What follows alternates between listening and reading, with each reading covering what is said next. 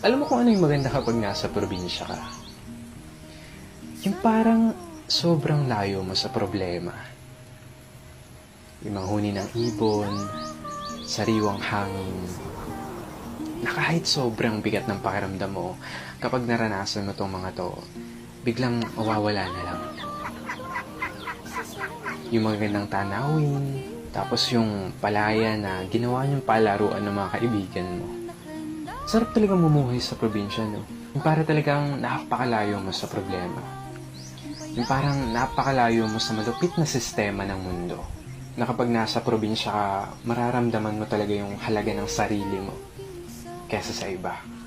At mapapasabi ka na lang na there's no place like home or like probinsya. At ikaw na nanonood nito ngayon, masaya ako at naparamdam ko sa'yo ang pamumuhay sa isang probinsya.